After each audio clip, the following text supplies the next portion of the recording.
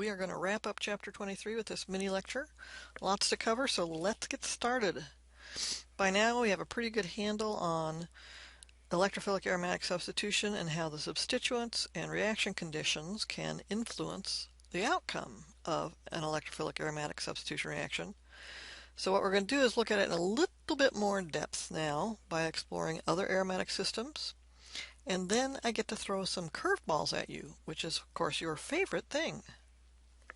Alright, so this is naphthalene, typical aromatic system. Looks like it's going to undergo, happily, an electrophilic aromatic substitution reaction with the strong electrophile and the strong Lewis acid ready to pounce on that weak pi nucleophile in the benzene rings. The question is, what do I get? Will I get only substitution on the alpha carbon, or do I get also substitution at the next carbon over? What do I get? And it turns out I do get both, so why do I get both of these? Well, that's easily explained when we look at the intermediates as usual. So for the beta substitution product, it makes perfect sense that that would be formed because, of course, we have a nice stable benzylic carbocation being formed. So that should, of course, lead to this product, and all is well. Now, what about the other product? At first glance, you may say, well, why would that carbocation even form? It's not benzylic. It's not stabilized. But, of course, if we look at our resonance delocalization, we can see that that, too, is a stable benzylic carbocation. And so there's every reason to believe that this too would be formed in this reaction. And of course it is. So there's our benzylic carbocation. So problem 23.58 explores this in a little bit more depth, and that would be a good thing to tackle because it's a good problem. Same sort of questions arise when we start looking at other aromatic systems, and in fact some of you ITR students will remember doing an electrophilic aromatic substitution reaction on thiophene, 3-hexylthiophene, in which we predominantly ended up with the bromination taking place at the carbons adjacent to the sulfur. Cardy will point out that yes, both isomeric products can be formed. Again, it looks pretty clear that this is a stable carbocation because, of course, I can bop my lone pair in there and have a nice stabilized carbocation by putting a positive charge on my nitrogen. So that's good. That's all good. But certainly we can do the same thing with the other one. So they're both resonance stabilized. And again, what we see is that there's a nice problem in the back of Chapter 23 asking you to explore this a little bit further. Obviously, as we saw in ITR, the substitution at the 2 position is more highly favored. But you should definitely expect a mess of isomers to be formed in these reactions.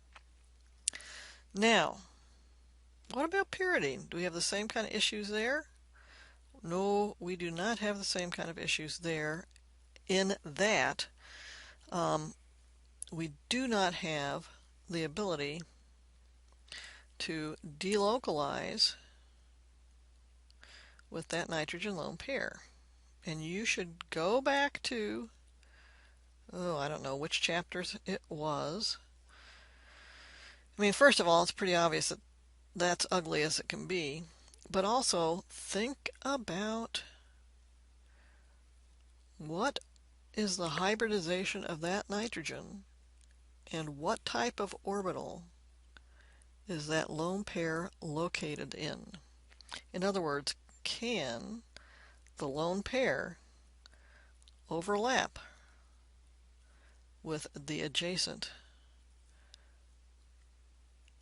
p orbital. And I think that will be an interesting answer, or interesting question for you to explore. Okie dokie. So that's wrapping up electrophilic aromatic substitution.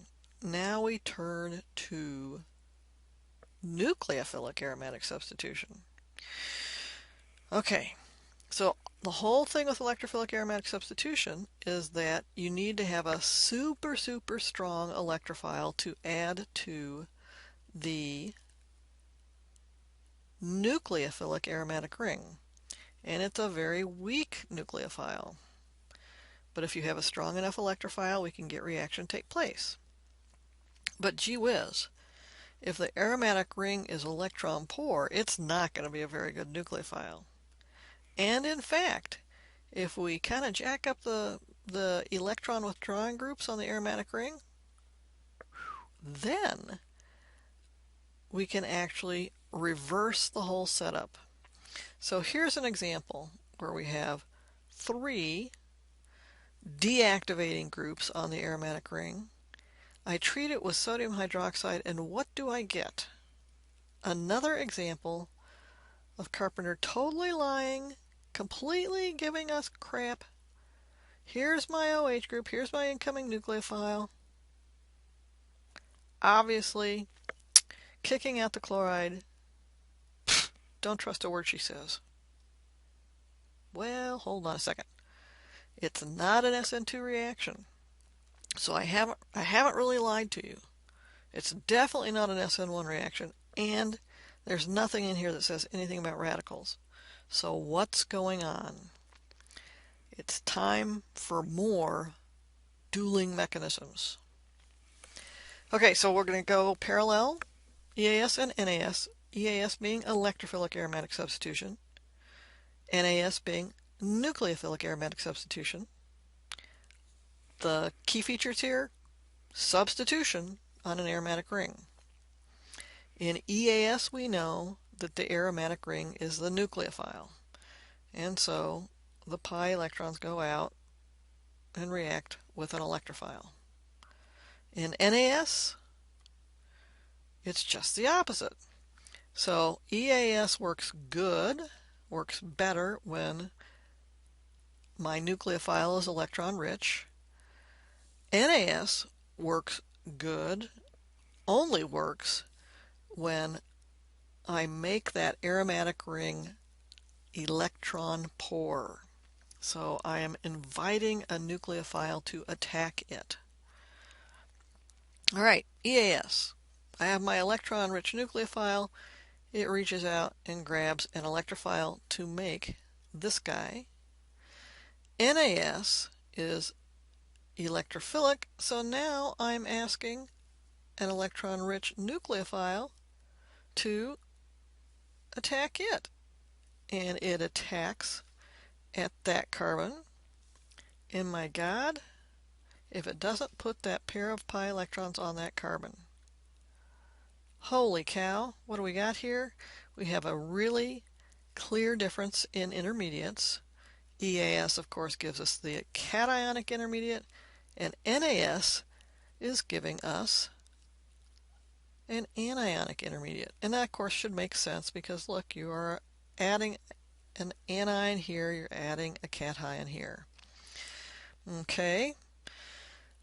In EAS, the regiochemistry is governed by the fact that you will have a stabilized carbocation intermediate. In other words, our electron donating methoxy group here gives us this stabilized carbocation, therefore it is an ortho-para-director. Well, we have similar considerations in NAS because it too gives an intermediate that is electron, which is resonance stabilized. So if I look here and spit out my nitro group, well, I don't know, spit out is not really what I want to say, spell out, I guess, then it's clear that I can take that anion and push the electron density into the electron withdrawing nitro group to get this very stable anionic intermediate. This is actually called a Meisenheimer complex, and they've actually been isolated and characterized, so we know these intermediates exist. So as you can see, EAS and NAS are very, very similar mechanisms. It's just like I said, we've swapped around the electrophile and the nucleophile. In both cases, the most stable intermediate is formed. So, I mean, that's pretty much something that you have learned throughout the whole of organic chemistry. It doesn't even matter what the reaction is. If there's an intermediate, the most stable intermediate will be formed. So how do these wrap up? Well, in each case, somehow or other, something happens that allows the aromaticity to be regenerated. So, of course, in EAS, we've got deprotonation to give you the regenerated aromatic ring. And in NAS, it's certainly not deprotonation. What you have happening is the anion then kicks out a leaving group to regenerate the aromatic ring. So that's an important thing to note, that when your nucleophile attacks in nucleophilic aromatic substitution, it must attack a carbon that is bearing a leaving group, because that final step is the one that regenerates the aromatic ring. All right, so regiochemistry-wise, the regiochemistry is determined by the fact that the nucleophile has to attack the carbon bearing the leaving group, but there's more to it than that. So, for example, in this case, we see that we have two carbons bearing leaving groups. So which one does it attack? Well, if it attacks the one meta to the nitro group, I get this intermediate. If it attacks the carbon para to the nitro group, I get this one. Well, which one of these anionic intermediates is more stable? I think it's not this one. Why not? Because it's only the one on the right, again, that can delocalize the negative charge into our nitro group. So this swings down, this swings down, this swings out. So this is the guy that is more stable, and that is the one that will be formed. So I only get substitution at that position. So that is nucleophilic aromatic substitution in a nutshell. You have to look for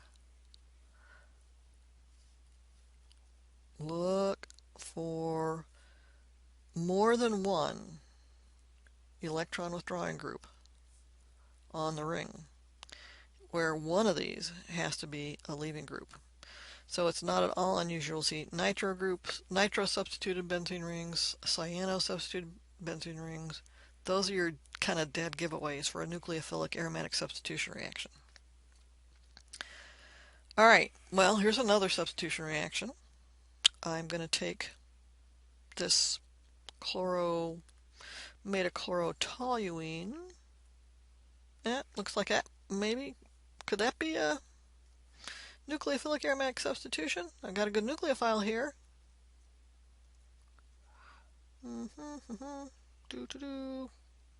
You know, I don't think this is electron withdrawing enough to do nucleophilic aromatic substitution, so that doesn't look very good.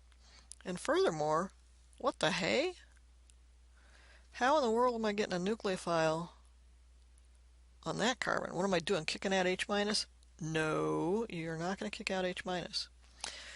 It's all about this wacky intermediate, which is quite bizarre. This is actually benzene, and there is spectroscopic evidence for the existence of benzene. We are not making this up, but as you can imagine, seeing as this really wants to be linear. It's not linear. It's really strained. So these kinds of substitution reactions can indeed take place by what's called an elimination addition mechanism. And believe it or not, they are synthetically useful. So here is an example. These researchers took furan and this interesting highly substituted aromatic ring, leaving group, beta hydrogen, strong base, actually causes the formation of a benzyne intermediate, which then, what? Oh my gosh, undergoes, you guessed it, a Diels-Alder. So that's how we know the benzene intermediate exists, because we've trapped benzyne with a diene, and this is my dienophile, once it turns into benzyne, of course, and I get those two products. So that implies the intermediacy of benzyne. A really, really good question for you is, what? Why are there two products here? Aren't those two absolutely identical? I've got a hint for you. They're not identical. You might want to think about what's different about them. Well, in any case, they don't care about these two products. They then go ahead and cause this, basically this ring, this highly strained 5-membered ether to break open to give you these final products. But I just want to go back one here to show you. This guy is a representation of this part of the molecule. So you can see that it has a very specific three-dimensional shape that might help you answer the question, why are those two different? Okay, and you might want to think too about the mechanism here. It's really quite simple, quite straightforward. How do I go from here to here? Just need acid, water, and heat. Lots of fun things in this mini lecture to play with. Okay, so that does wrap up chapter 23, although we're really not, I'm not going to have a mini lecture for sections 12 and 13. It's on your own. Let me just say it means it's just examples of how you can play tricks to make molecules that have aromatic rings in them. A quick example is just showing you how, if I wanted to make this para-substituted benzoic acid, I know I've got problems because, of course, this is a meta director and I need a substituent that is para. But I can interconvert a methyl group and a carboxyl group because all I need to do is oxidize my methyl group up to the benzoic acid. So I could take toluene, go ahead and put my electrophile on because this is an ortho-para director. I get my para-substituted aromatic ring, of course, along with the ortho, which I separate out by chromatography or something. And then I can go ahead and oxidize my methyl group up to the benzoic acid, and voila! I have scammed the system. I made it work. You can interconvert nitro groups and amino groups.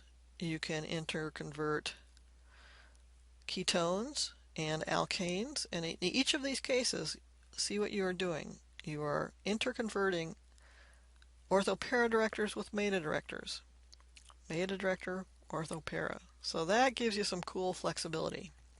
The other bit about chapter 13 is kind of protecting groups, and we've covered that off and on, so nothing more to be said about that. All right, so that's it. Everything else is review.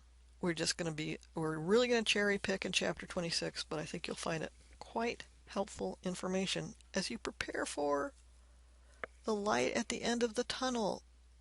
Or is that an oncoming train? See you in class.